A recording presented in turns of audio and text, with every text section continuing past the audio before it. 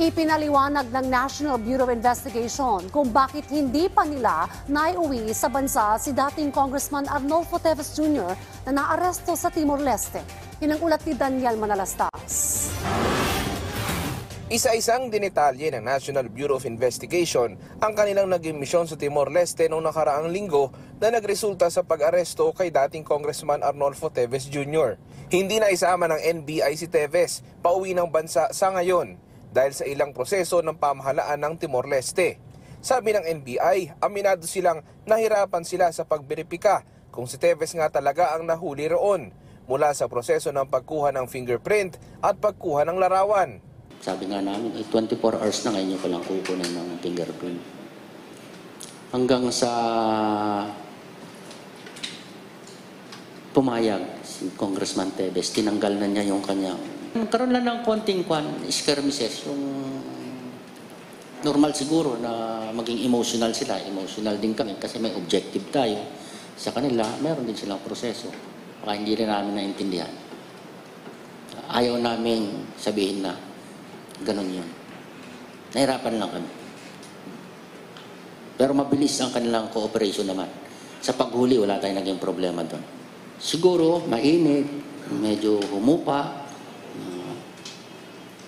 nagkaroon ng pagkakataon, nagkaroon ng lal. Mabilis ang kanilang cooperation naman. Sa paghuli, wala tayong naging problema doon. Dumulog din daw sila sa presidente ng Timor-Leste at gusto umano ng presidente ng nasabing bansa na maresolba agad ang proseso. May court process dyan. Ang pagkakaintindi namin doon sa kanila, a minimum of 7 days to maximum of 40 days mariresolve yan. Sa atin naman, ang position natin doon ay may cancellation of passport. So, kami naman ay nag-aanda in the event na pahintulutan nilang kunin natin si Congressman Teves doon. Hindi naman masagot ng NBI ang tanong kung merong impluwensya si Teves sa mga opisyal ng Timor-Leste. Hindi maganda ang magiging posisyon natin kung yan ang sasabihin natin, impression natin. Very factual lang naman tayo. Nahirapan kami, hindi nahirapan lang. Kasi kung babalik tayo doon at kinondem natin yung mga ganyan, baka mas doble o triple ang hirap na.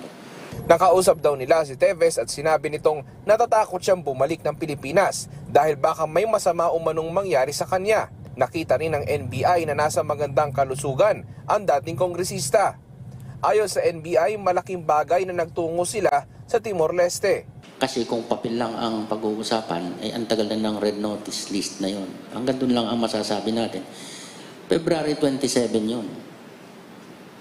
Baka kung hindi tayo dumating doon, baka hindi sila ganun ka-agresibo mag-enforce ng red notice list.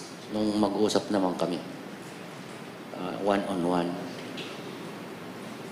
Very healthy si Congressman Teves. Inilarawan naman ng NBI ang sitwasyon ni Teves sa lugar. Rehas ito. Talagang detention.